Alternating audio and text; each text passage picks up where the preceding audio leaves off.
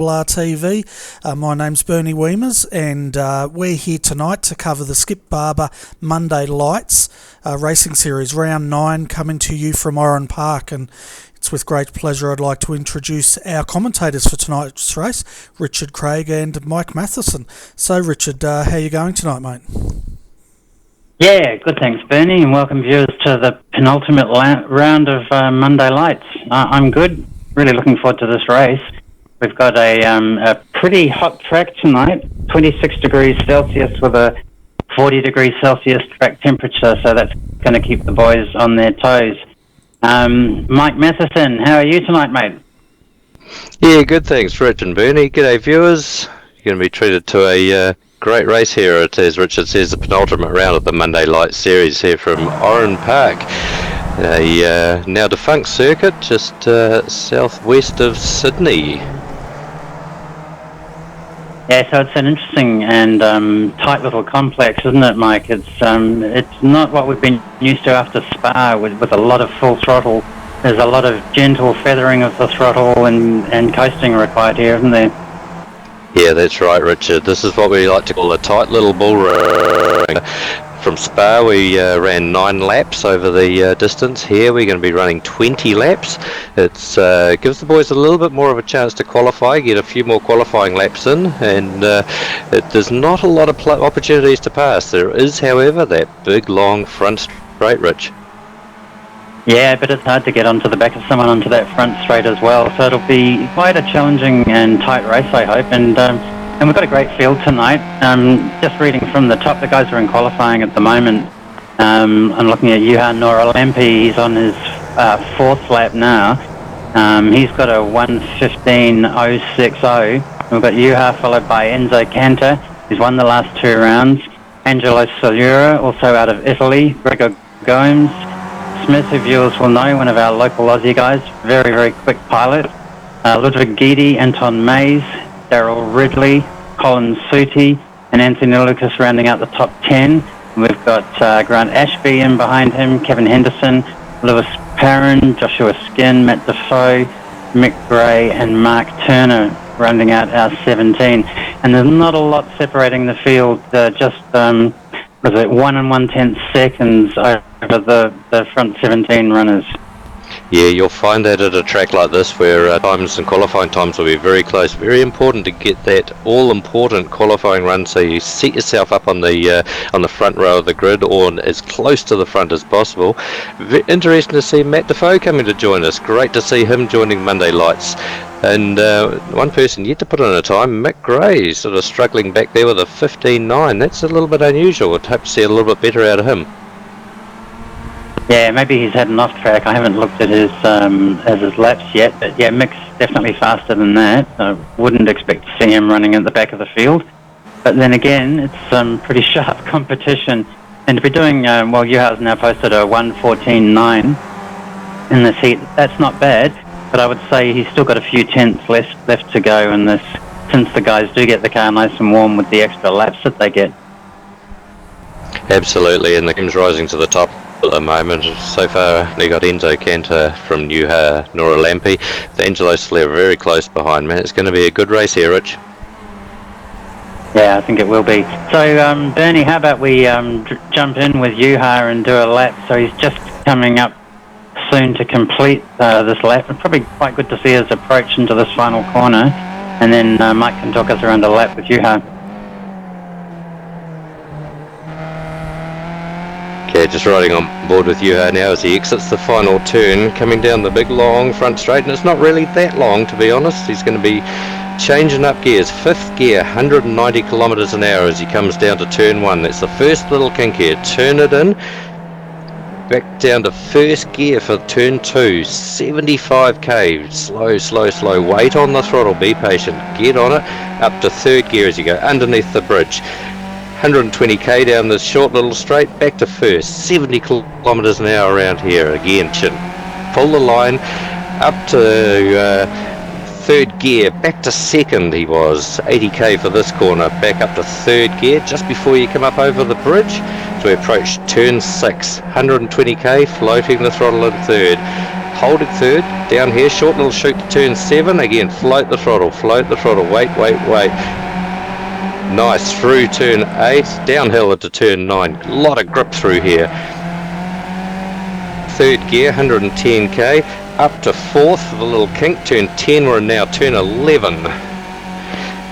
Down the short shoot to the last turn, turn 12, 160k you reach here, back down to 85k in second gear. Important to get a good run out on the main straight. Use a lot of the road on the exit, as you did there. That's a lap around Oran Park Raceway, and not a bad time, 15.0. Yeah, thanks, Mike. I don't know about you, but I've got lots of memories of immensely powerful tin tops getting around this circuit, having just seen a lap. What do you think about that, mate? The prospect of a V8 around here. And I'll tell you what, those guys that run V8s around here, they're absolute legends. I mean, they ran the Australian Grand Prix here as well back in the 70s using Formula 5000 cars. Imagine that. But the Australian Touring Car Championships run here since 1971 through to 2008. Constantly on the V8 supercar calendar, and man, I'll tell you what, how would you muscle those tin tops around here? There's just no room. Must have been a fantastic spectacle to watch, and I certainly remember watching as a viewer keenly on television. This was one of the great venues. Yeah, and of course the bikes got around here as well, and I can see it as a bike track, but there's a few critical corners where you don't have any room at all to make a mistake. Yeah, that's right. They ran World Superbikes around here as a round of their championship, and it's undergone a few changes. There's quite a few configurations here.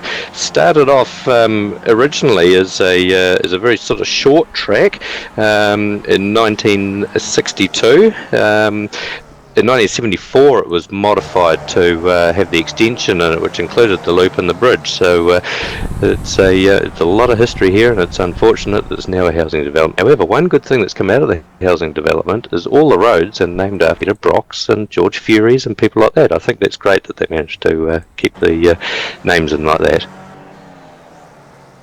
Get a pretty quick lap around the housing development, wouldn't you? Yeah, I reckon as a kid I would have had a ball around there. So most of the guys just wrapping up their quali sessions, and the positions as they stand right now, we've got Enzo Cantor in first place on a 1:14.39, followed by Juha Noralampi on a 1:15.060, Gregor Gomes on a 1:15.157, followed by Grant Ashby, not far behind, a few hundreds, followed by Angelo Silura, a few hundreds off him, and Ludwig Guidi, a few hundreds off him, and Colin Sudi, a few hundreds off him, and Benjamin Smith, a few hundreds off him. And then we've got our first real gap, which is only a tenth of a second back to Kevin Henderson. So it's tight up the front tonight. Yeah, amazing how tight it is, and what a lap Enzo Cantor, 0.2, and that's a good qualifying lap. But this is going to be interesting. People like Benjamin Smith, Ludwig Guidi, we haven't seen him for a wee while. He's always fast. I mean, this is a top class, top 10 field. Yeah, it is, and it's really going to be quite tricky here. This turn 1, turn 2 into 3, when the field's all compressed. People doing different things as they go around turn 1 to prepare themselves for turn 2. It's going to be a little bit tight, so we're trying to stay with the lead group, and hopefully they will find their ways through safely.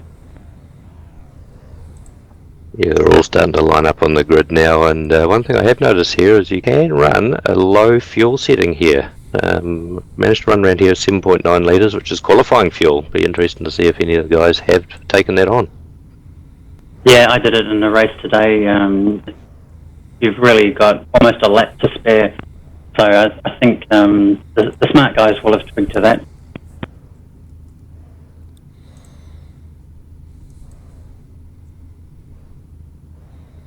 Yes, I think it's one of those things that's sort of mind over matter. I don't know if it actually makes a huge difference, but if you think it makes a difference, it will make a difference. Well, I'm pretty sure you get off the line faster.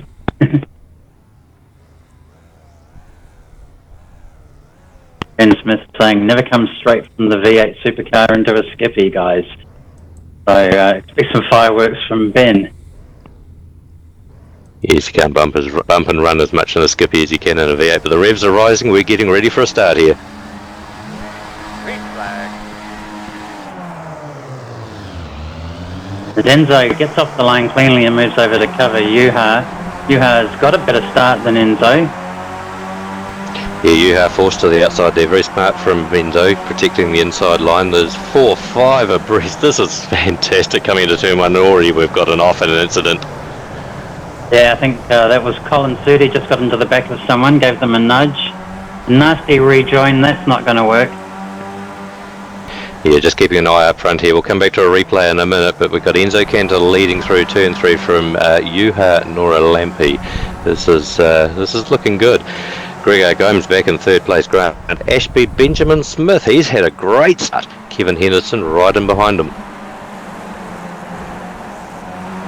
Yeah, Benjamin has really inherited from those few guys that ran off. And there's a few people a bit upset about the start, but we'll concentrate on what's going on up front as Enzo's really put the hammer down, and Shiny Means Business already pulled a few tenths on Yuha.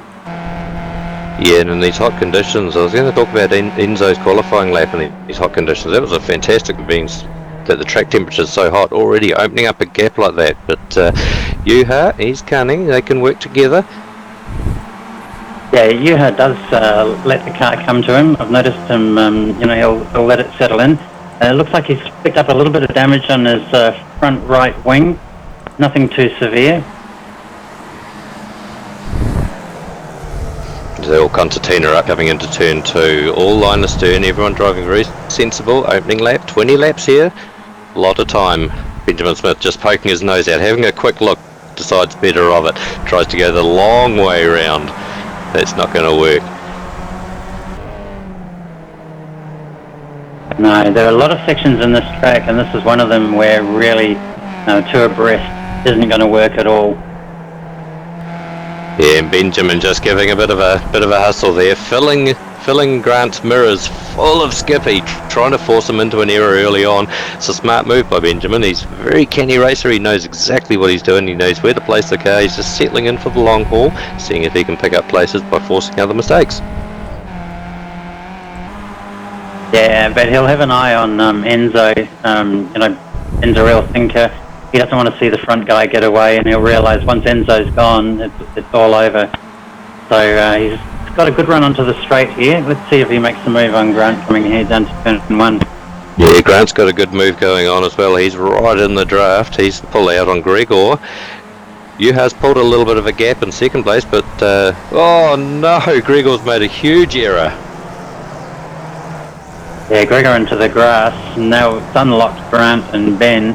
Let's see if they actually work together here and get back on in Yuha's tail.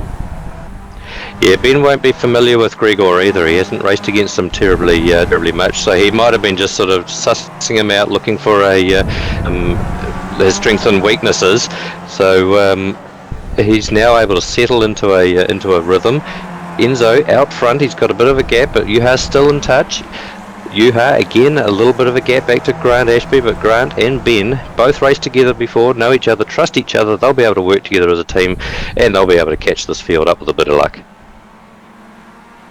Yeah, and they pulled the gap on Kevin Henderson, and Kevin's no slouch around here. I imagine he probably had to take a bit of evasive action with what was going on in the infield, but Kevin's had a good turn of pace around here this week, but he really has lost, more than half a second now on Benjamin. Yeah, that's right. There's still a long way to go in this race, though, and anything can happen. But should we jump back and have a quick look at the replay, if we can, Bernie, of that turn 1 incident and see exactly what happened? Yeah, definitely. We'll go back to this replay now, and we're having a look at Ludwig Guidi back here, who was the first one to have an off-track here. And I'll just talk the viewers through. So we've got Ludwig starting out at 17th, Colin Sudi right behind him. And Colin's darting to the inside there, and he's hit.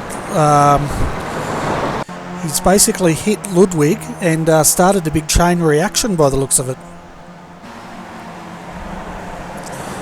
So we're just having another view of that now. We can see Mick Gray there spinning around. We had Colin Sudi also involved in that. Anton Mays was also involved, in Angelo Salura. So back to you guys.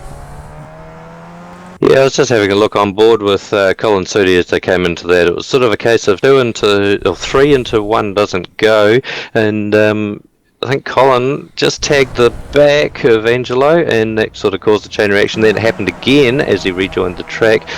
Racing incident, don't know, we may have to look at that and send it to judicial, because I'm not going to make that call, but let's get back to the action. It reminds me a bit of the German DTM snooker into the corner that we saw a couple of weekends ago, Mike. As Benjamin has made the move as Grant has run wide into turn 2. So Benjamin now can unleash himself and try and get on the back of Juha. He's a good half second up the road. Yeah, Juha's made some good pace, and he's gained on Enzo. He's well within the draft. He's within contact. He'll be just one to sit there, hopefully pulling away from Benjamin. That'll be what they're both thinking, and they'll be able to take the battle to each other later in the race. Although these guys are racers, and they certainly do want to race, but they certainly don't want to involve 3 cars if they can avoid it. Yeah, Enzo must have made a mistake. His last lap was 1:15.5, whereas Juha was almost half a second faster than that. So I didn't see that, but that's obviously helped Juha close up and get on the back of him. Just having a look at Grant Ashby back here in 4th. He's well in touch with Benjamin as well. Benjamin's had a great start, managed to keep it clean. As you said, he's come straight from a V8 supercar race prior to this, so completely different driving style, completely different track, and he's doing a fantastic job. And both Grant and Benjamin working as a team in a train, trying to catch the guys in front. And Juha well within touch, but Benjamin at the moment just out of the draft effect. Yeah, a nice little battle pack has formed up in behind those guys. We've got Kevin Henderson up front of Anthony Lucas and Matt Defoe, with Lewis Perrin and Joshua Skin just climbing up to get onto the back. But Anthony's looking quite racy. He's shown the nose to Kevin a few times, and Matt Defoe, we know, he's very good in this car, isn't he, Mike? He is, and he's climbed the field huge. He's managed to stay out of trouble. He qualified 15th. He's up to 7th already. Anthony Lucas just in front of him. He qualified in 11th, so these guys have had a great run.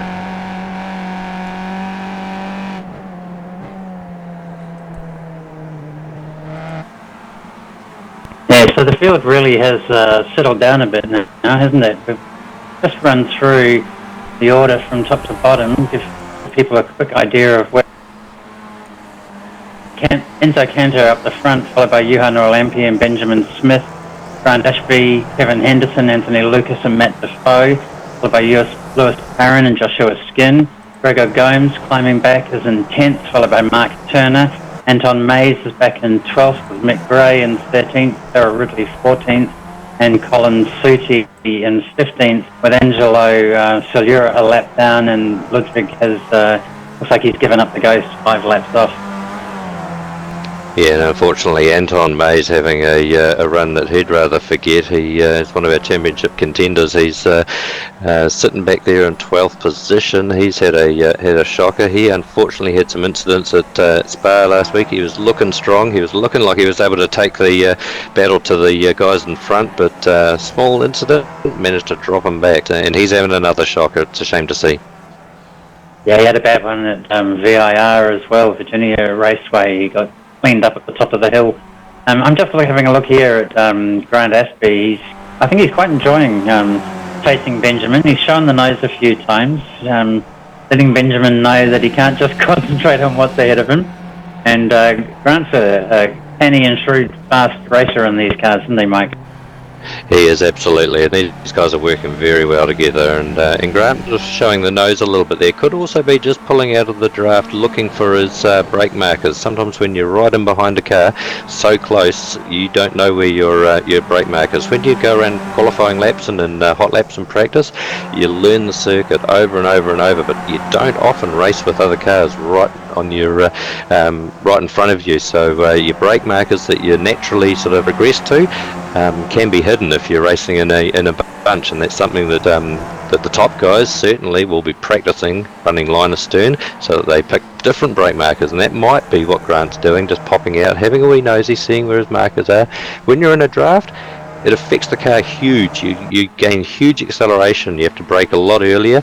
A brake marker that you have to pick when you're behind a car may not be the same as when you're running on your own. And I noticed there, coming out of the last end, turn 12, that he just missed, I would say, his brake marker a little bit and ran a wee bit wide. Cost him a huge amount. He's still there, but he lost a little bit.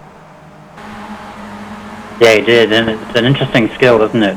Following closely behind someone you almost have to look through the car that's in front of you and not Grant, sorry, Grant just had a big moment coming into turn 1 and turn 2. He spun the car around. Now that is a really tricky corner, isn't it, Rich? Yeah, you've got everything happening at once. The car goes light through the turn 1, the back end goes light, and then you've got to stand on the brakes pretty hard to get it down to first gear. So, yeah, not surprising to see someone make that mistake that we've all done in practice many times. Absolutely. It hasn't cost him too much, although he has lost the draft there. He's still managed to hold his 4th position, but Benjamin now able to concentrate, get his head down, and just concentrate on catching these guys in front. What Benjamin will be hoping for is for Juha to get a little bit closer to Enzo and start a bit of a battle so they can hold each other up. But we were discussing earlier about turn 1, Rich, and there's different strategies that you can take to it, different lines that you can take, and I know my attacking line to it is completely different from yours, as Benjamin Smith just touches the wall coming out onto the front straight. Yeah, Benjamin's having fun. He's actually put the hammer down. He did a 15.0 last lap, and what's he just done now? 15.3, but a bit slower. No doubt touching the wall hasn't helped, but they were both lapping faster than Enzo, so things are getting on. But yeah, the turn 1, turn 2 complex, that's right. Some people will pop it down into 4th gear for the kink. Sets up a different kind of turn, different kind of braking zone. Others will rush in 5th gear and do all of their braking in a short distance, but it makes a difference if you're in traffic too, doesn't it, Mike?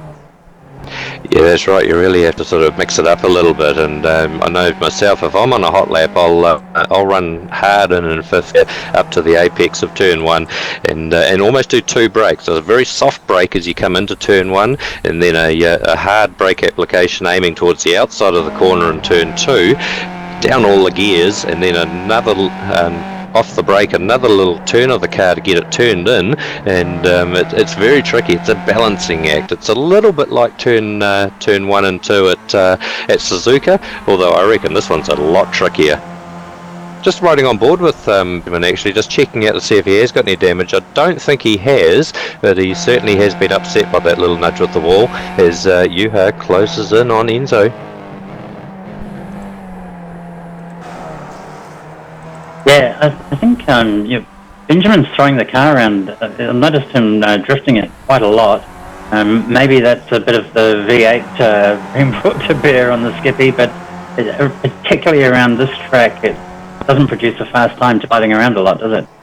No, it doesn't. As soon as you start moving the car around on a tight technical circuit like this, you're just sucking speed out, and it's one thing we've always been taught in Formula Vs and Formula Fords. Generally, you want to stay off the curbs because the curbs suck power. However, at this track, it's completely the opposite. You've got to use all the curbs. Curbs make the track so wide. Interesting, we've got some lap traffic up in front of Enzo and Juha. I wonder if that's going to play into it. Colin Sooty, he's pretty fast, so it's going to take them a while to catch up, but let's just see how this progresses. Lap traffic, always interesting. Yeah, it is. Colin will be fair, he's got his wits about him, so he'll see them coming, but it does depend on where they pick him up. And it might just help Benjamin, actually, if they get slowed down for a corner or two. Notice Juha there just throwing the dummy into turn 1, showing Enzo the front nose cone of his car, filling his mirrors full of car, trying to force an error. It's a good time to be starting to do that, starting to play some games, learning what your opposition is. We're on lap 12 at the moment. We are counting down. We're getting into the latter stages of the races. Juha really needs to be starting to think about where he's going to make a move, think about how he's going to make a move, think about when he's going to make a move. It's very important to try and get the strategy right to capitalised that much. He knows that Enzo's fast, and he knows that Enzo will come back at him, but he's fast enough to be able to get a pass done here. He'll be looking, he'll be learning, and he'll be thinking hard. Enzo, big slide coming through the... Juha, big touch. Enzo's gone. Juha's off. This will allow Benjamin to catch up. He's right on the back of Juha now. This is going to be a fantastic race. What a shame for Enzo, but this is all on here. Yeah, and we just know about Juha. You know, these cars are very fragile. When you bang wheels like that, often you pick up a bit. Ben's just asking Juha if he's damaged. Yeah, Juha having some communication difficulties. He did last week as well. I'm not sure if he's managed to get his communications sorted out. He might have to go and talk to the boys. He's gone wide. Benjamin Smith through the inside. How good is this? Where's Benjamin come from? Yeah, Juha's trying to get on the radio, but we can't hear what he's saying. I'd say his car is definitely bent, and that's why he's overcooked it going into 2. And he's struggling again around turn 3. Can't hold the line. So he's got wheels out of alignment. Yeah, he's just got to try and keep the car as smooth as possible now, and the best he can hope for is second place. A situation like this, you can't afford to come into the pits. You just lose too much. You just got to try and make the most of the car that you've got. Try not to spin. You're going to lose a little bit of time. Your lap times are going to suffer. However, you just got to try and keep it on the island, and that's allowed Benjamin Smith to get away. Yeah, and Juha's going to have to worry now about this pack up behind him. Kevin Henderson's pulled a bit of a gap on Grant Ashby and Anthony Lucas and Matt Defoe. If they keep fighting, then Kevin will have a nice run to have a crack at Juha. He's just about got enough laps to pull it off. Yeah, he has, and this is a great little pack back in the 4th through 7th with Grant Ashby in 4th. Anthony Lucas right up his back bumper. Matt Defoe right on his gearbox, and Joshua Skin right on his gearbox. Lewis Parent not that far back either. This is a good little battle. We should concentrate on this for a wee while before we go back up front and see how Juha's doing. Yeah, and the boys are showing great control coming through there into turn 1 and 2, keeping the cars so close. It really is a pretty fine edge balancing act, just to do it on your own, let alone with a car a tenth ahead of you. Yeah, and keeping in mind these guys have come off last week at where it's a big, wide, open, flowing, fast track, to suddenly into a tight little bull ring. Things are a lot different. You got to drive the car a lot differently. Your strategy's a lot different, and these guys in the 4th, 5th, 6th, 7th, 8th, and 9th, they're doing extremely well at the moment. Yeah, in fact, you almost need a different throttle setting for this track, don't you? With Spa with so much full throttle and cracking the throttle open, whereas Oran Park, particularly this corner, they're coming around now onto the front straight. You just have to feed the throttle in. And you know, surprisingly, you can get wheel spin as you're coming up that corner in second gear onto the front straight. And there's a few corners like that, aren't there, Mike, around here? Yeah, there are. Throttle control's what it's all about in these cars, and in any car in particular, but especially at this track with the Skippy coming out of turn 2 here where they are, you can get a lot of wheel spin out of there if you're not too careful. Some people could take that in second gear. You don't, there's much wheel spin. However, personally myself, I take it in first, short shift to second, but that takes the risk of getting a bit of wheel spin. Not too bad through turn 3 where they are now coming up to 4. The last turn, definitely. And being undulating, the track has its own characteristics with being off-camber corners and then a lot of cambered corners as well. Blind corners coming through that complex into at turn 10, 11, just before the final corner. You tack into it as blind. You don't know where the apex is for turn 11. You just take a guess. You know it was there last time. It should be there. It wouldn't have changed. You just got to hit it and hope. Yeah, and the weight transfer here is just, it's hitting all corners of the car, isn't it? It's, you know, one moment it's the front's heavy, one moment it's the back. So really keeps you on your toes. You know you've had a hard race when you've done 20 laps here.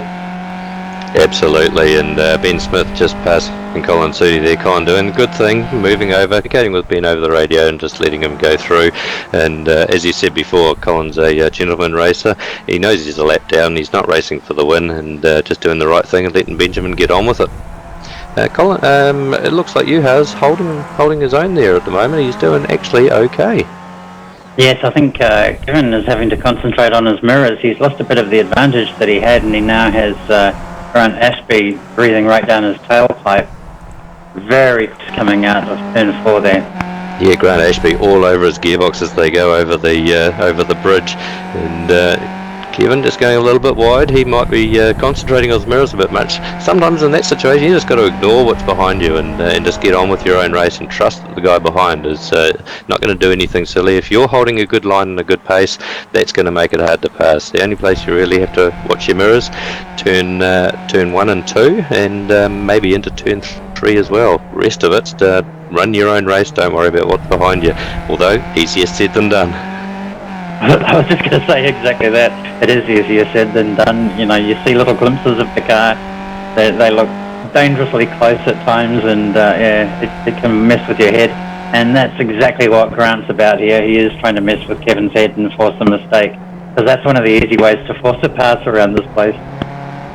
Yeah, that's dead right. I hope Kevin's managed to find a new engine builder, because he's had problems with engine reliability. This train for 3rd, 4th, 5th, 6th, 7th and 8th is just huge.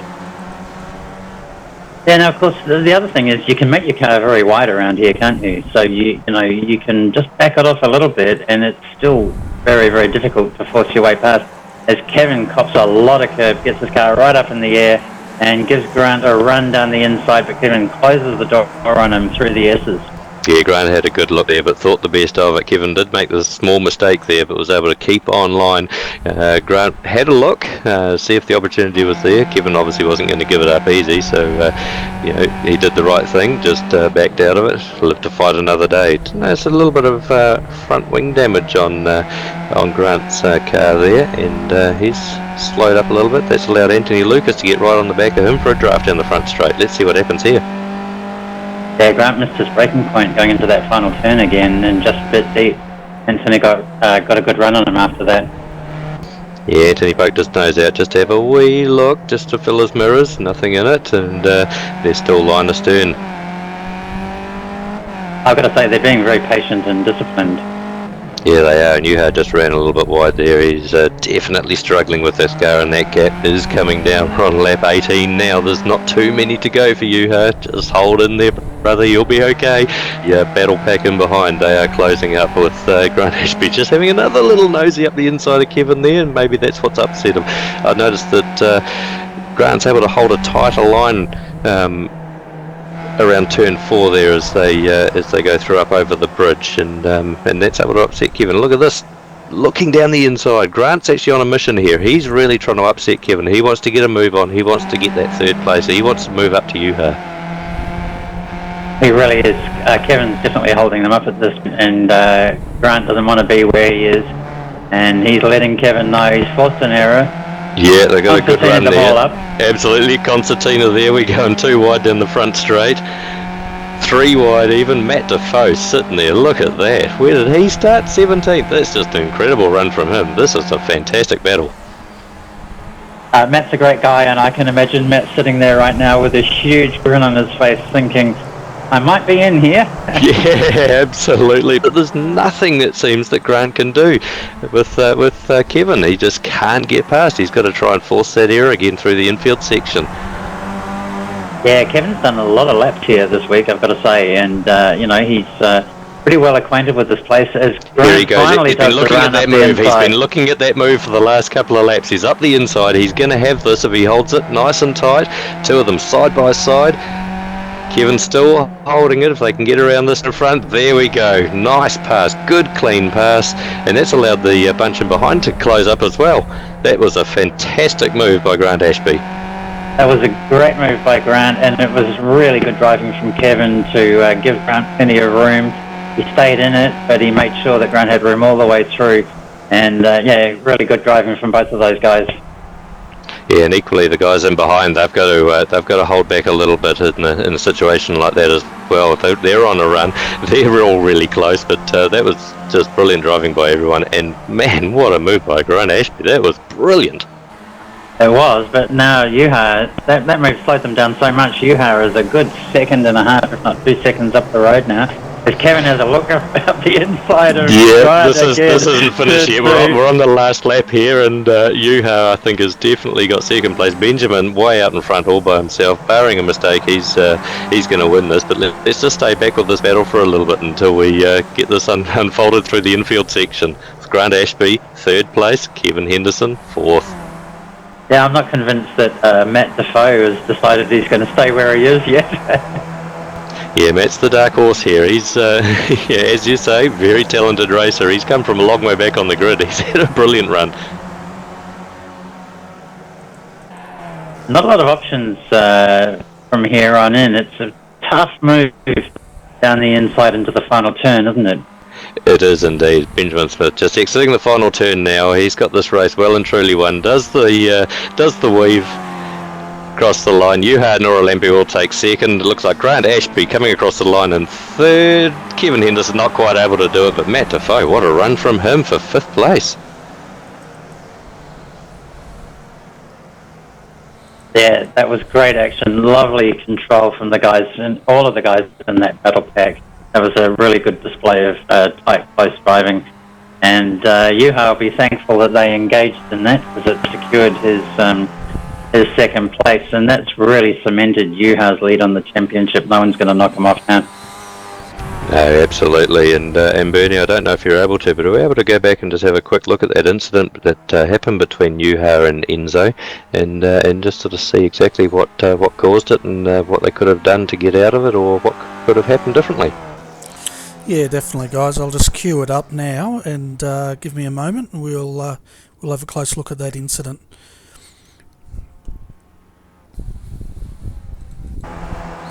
Okay, so we're just bringing the replay up now. It looked like it all started when Enzo just started to get it a bit crossed up coming into the corner, and we can just see there he just corrects it. Good car control there.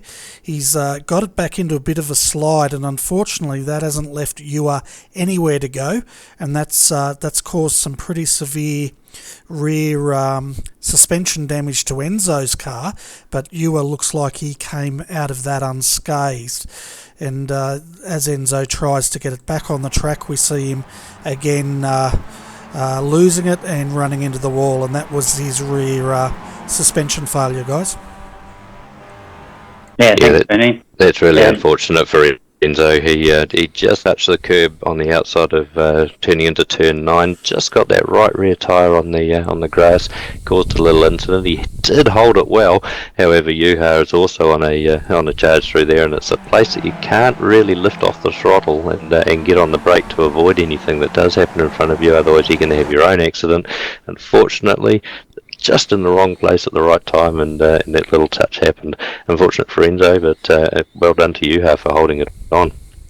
It was a great, exciting race. So I'll just run through the final standings. We've got Benjamin Smith up front, a total time of 25 minutes 21 seconds, with Yuha Noralampi in second, Grant Ashby in third, Kevin Henderson fourth, Matt Defoe fifth, Anthony Lucas in sixth, followed by Joshua Skin, Gregor Gomes, Lewis Aaron, Mark Turner, Mick Gray in 11th, Enzo Cantor made it into 12th after his incident, and then quite a long way back, Glenn Suti with Angela Solura a lap down, and Anton Mays 9 laps down, and Daryl Ridley 12 laps down, rounding out the field, and Ludwig didn't finish after the incident on the first corner. Yeah, that's right. It looks like we have our race winner down there, folks, Benjamin Smith. So we'll bring him up, and you guys can have a quick chat with him if you like. Yeah, sounds good. Benjamin, how you going, mate? Great race, Ben. Boy, did you luck in tonight, eh?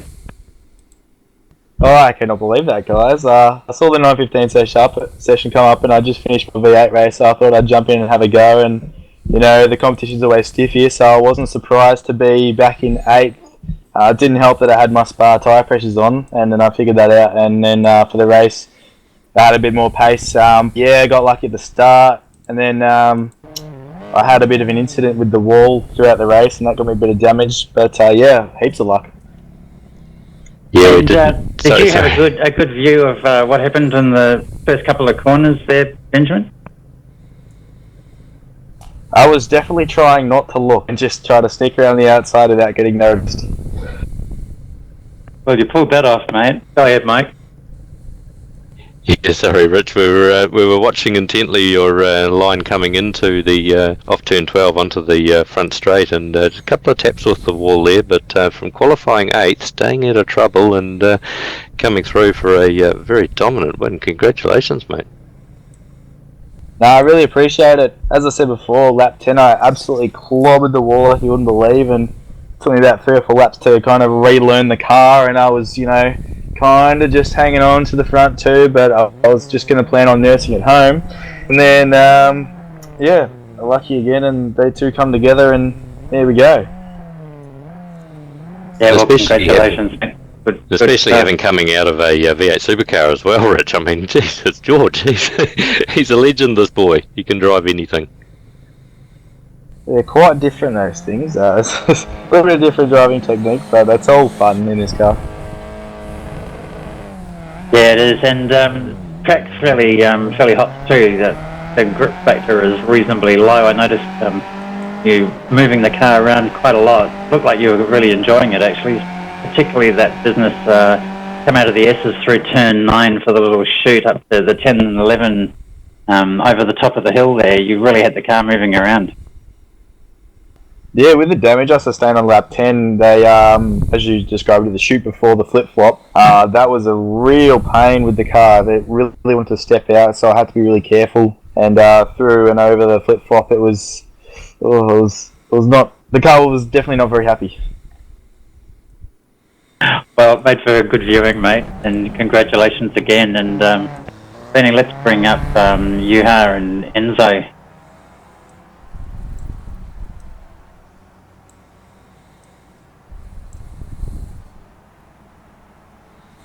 Enzo and Yuha, good evening, guys. And first of all, congratulations to both of you. The opening laps were really great. Enzo sprinting away and then you reeling him back in, Yuha. So first of all, just a few thoughts from you, Enzo, about your race. I know it was unfortunate that you guys had that contact, but you were driving really well early on, mate.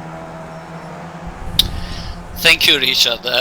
Unfortunately, this is perhaps the most unlucky week for me in this season. Yesterday I did some disasters in all the race because I could not practice enough. So this morning I take some time trials to improve myself, and I got a good pace. So I was not sure to take the pole position today because yesterday I saw you are very fast, and I was very happy for that.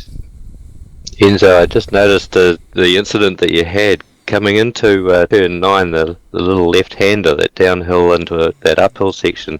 You just got the right rear tyre onto the grass. It was a fantastic save, but unfortunately nothing that you could do about it after that.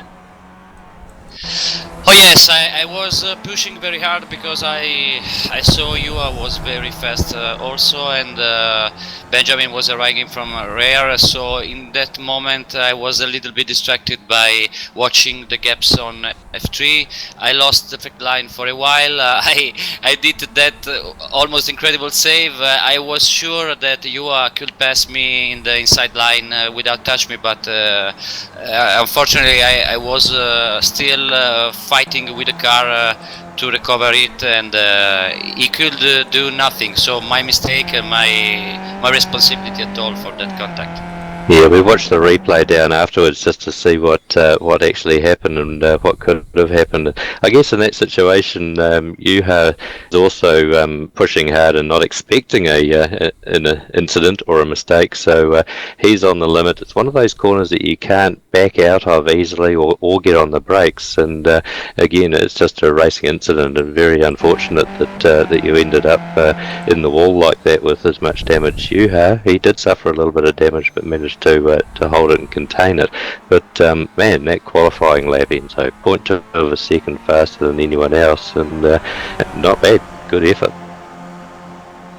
Thank you, Mike. I want to say only one thing at last. So perhaps it was better to going on the sand on my right. I tried to recover the car on the straight, but perhaps it was better to go on the sand on the right and let pass you safely. So it's my real mistake. I learn from this for the future races. I would say it's a racing incident, absolutely there, and it's not like you're battling for third, fourth, or fifth. You're battling for the lead, and it's something when you're in the lead you certainly don't want to lose. Unfortunate, but good race all the same until that happened. Okay, I know. You've been a better race at Monza. Now so congratulations to the podium, to you, to Benjamin. Always very, very fast. Yeah, thanks a lot, Enzo. And great to have you driving with us in this series, mate. Really enjoy watching your car control, and you're taking it to the guys. So well done. So Juha, over to you. We'll get to your thoughts on the incident with Enzo later on. But those first few laps, mate, Enzo opened up a bit of a gap, and you took your time. You were patient. You got back onto the back of him. How was that for you? Yeah, thank you, Richard. Yes, it was perhaps looking a little difficult, but I was very confident on my pace through the week, and I know that I have enough pace. Even Enzo was very quick and at the qualifying, and I just hold it under 1 second, and then I thought that perhaps I must go a little closer, because behind those guys were not so far away, and I was just taking my positions to save my race and to look the overall championship points, and I think that I did it quite well, and I'm sure it was that because I just was taking it confidence all the time. You drove really nicely from that point of view, and we do need to make the point that you have secured the inaugural season of the Monday Lights Championship with your win tonight. So congratulations, because I know you've really worked and you've thought, you've been careful on the way through. So really good stuff. And just before we go to Mike, though, just take us through the incident with Enzo. Because Mike touched on it before, when you come through those turns, you're pretty committed, and I imagine you didn't have a whole lot of options, and then suddenly there's Enzo's car. Yeah, Richard, thank you for the congratulations first. And as I got closer to Enzo, we are driving about 3, 4, 5 laps behind. I was behind 0.2 or 0.5 seconds, I think, and I just want to push Enzo, because I know that he's a very hot Italian guy, and he's always doing his maximum to win. Nevertheless, I didn't have to win, but I just wanted to push him, and I knew that he has had some troubles in this track, very much, at least yesterday, and I think that he could make some mistakes.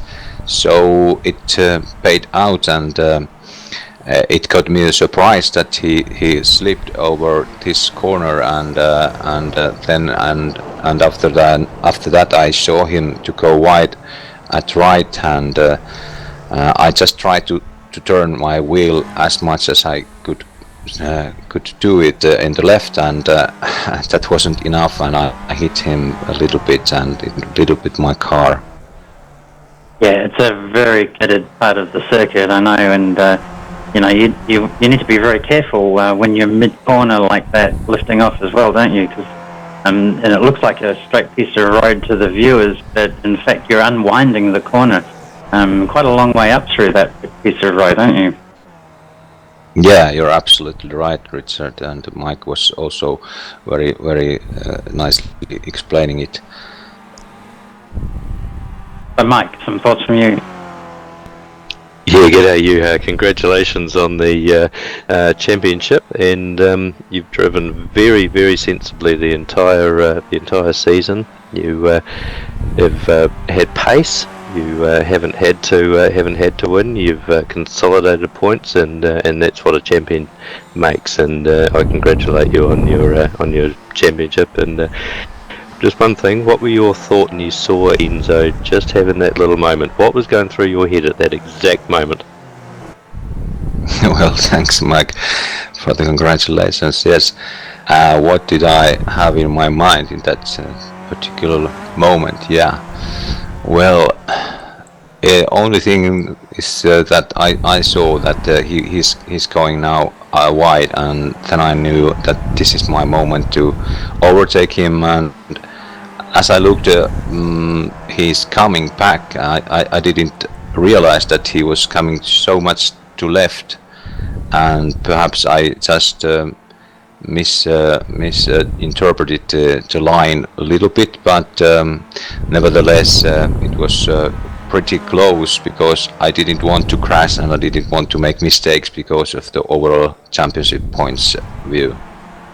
And again, you drove very sensibly after that. Your car obviously had some damage, so you managed to go into damage control and limit the amount of sideways action that your car obviously had. It obviously wasn't easy to keep on track, and with the bunch behind you, with Kevin Henderson and co sort of closing in, did you think you were going to be able to hold second?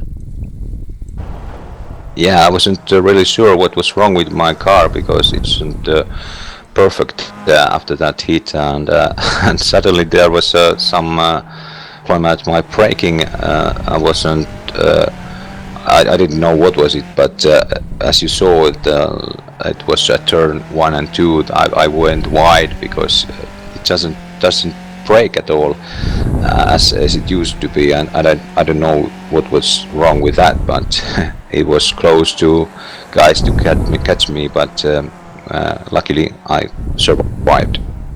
I mentioned in commentary that we've just come from a long, wide, open track like Spa that's very fast to a tiny little goat track down under we call Oran Park. And what's the difference in driving style, and what do you do to prepare differently for a tighter track like this?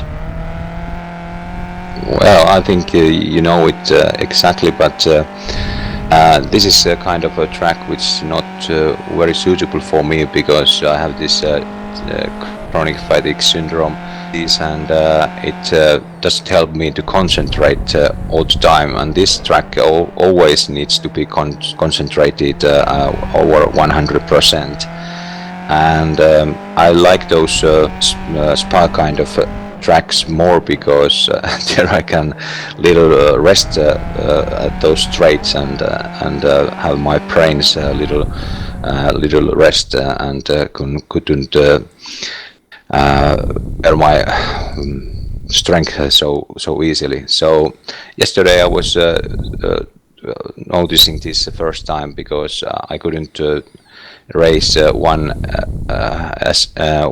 race which I would like to, because I was too tired after racing one intense race 20 laps here. Considering your illness, really appreciate that you take the time to get up and run with us. I don't. It's not that early over there, I know, but I know you ran the 2K Cup and the Strength of Field race this morning with the Europeans, so you do extremely well for what you have, and being able to run as many laps as you do, and join us especially in the Monday Light Australia Strength of Field race. We really appreciate having you down here and mixing it up with the boys. Yeah, thanks, Mike. Well, everyone knows who is ill and have been sick, and somehow it's not it's not nice to do anything this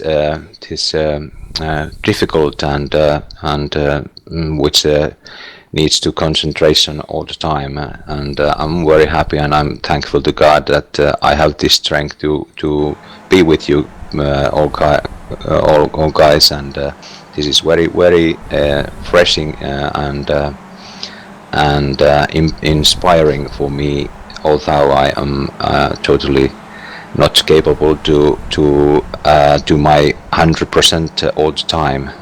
And Cool. yeah. Well, once again, congratulations, and you do have one advantage over the rest of us. You've got that Finnish blood in you, which just seems to give an extra tenth of a second. So I guess that makes up for it.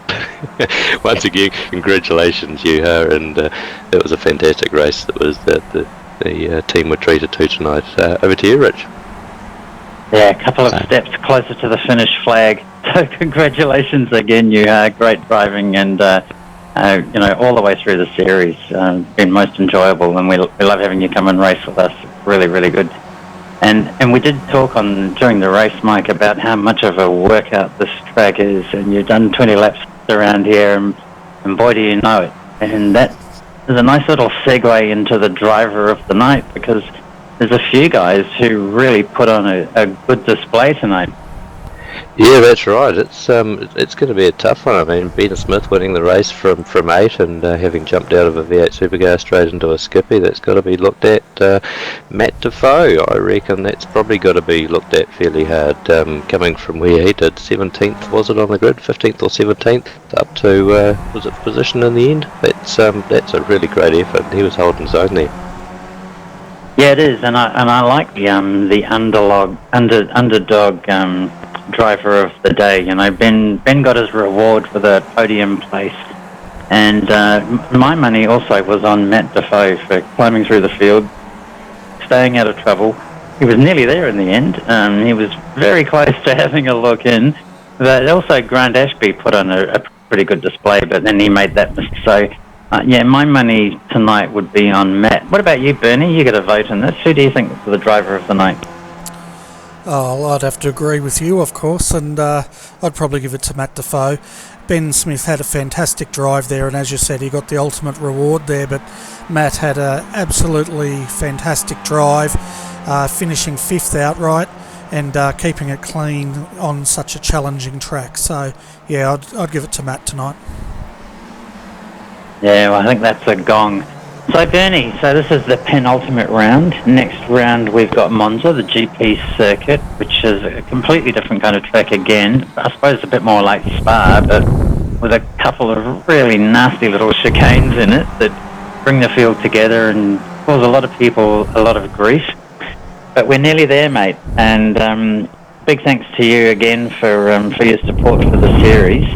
1 to go. What are your thoughts on that? Well, I'm quite excited about Monza. Last time the Skippies ran there, we saw a fantastic strategy played out lap after lap as Ben Smith, and I'm not sure who the other driver was, sized each other up just about for the whole race. It was a very high-speed game of chess, so I'm looking forward to wrapping up the series there next week. Yeah, I think it'll be a fitting finale, but it's definitely a circuit. Well, as you say, it's a game of chess, but those chicanes cause a bit of grief and trip people up. What are your thoughts on that, Mike? Yeah, and I think that we've starting to get a strong Italian contingent coming into our Monday Light Strength of Field race as well. So with the likes of Enzo Cantor and Angelo Solera, this is going to be all on. This is their home track. These guys are going to be out for blood. They're going to want wins, and it's as Bernie said, it's a game of chess. It's a draft fest. It's a draft track, but there are also very tricky chicanes there where you do have to be careful. You got to watch your mirrors and make sure no one behind makes mistakes. So I think we're going to be treated as good racing next week, and I think it's a fitting track that we go out on. And so far this season, inaugural season of Monday Lights has been absolutely fantastic. And I'll reiterate what Rich said, Bernie. Thanks very much for your support and bringing the broadcast to the guys here. I think that everyone's been treated as some good racing. The fields have grown. We've seen international guys coming in. Tonight's strength of field, 3,897, 17 competitors over 3 splits. That's not bad. 2,000 strength of field for the second split. I mean, that's just excellent. Yeah, it's really good, and it's really growing. And you're right. I just suddenly thought you're right.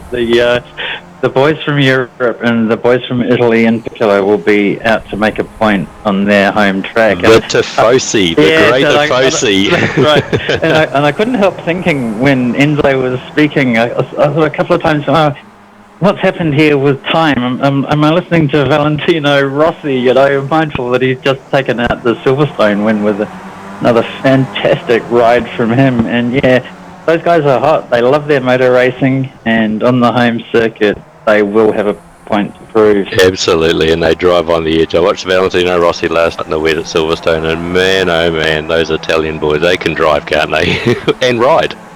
Yeah, it was quite something. And actually, it just brings us, just as we wrap up, a final point. So it's interesting, you know, we call this a sim as opposed to a game.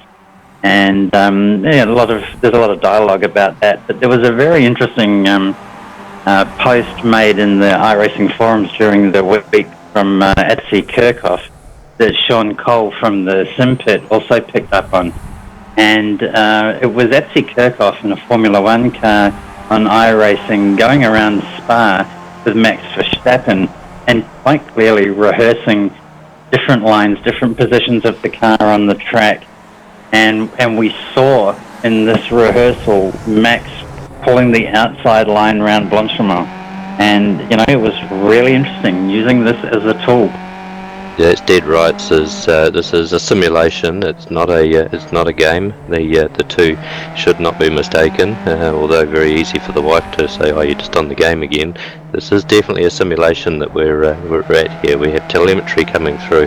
Guys that are at the top use data acquisition out of the car to set the cars up. You get tyre temperatures, you get everything, brake temperatures, all sorts of things, all sorts of readouts that you get in real life. The only thing you don't have is the real feel in your bum, but your young guys like Max Verstappen using this as a tool, Formula 1, as you rightly pointed out, practicing that move at Blanchimont.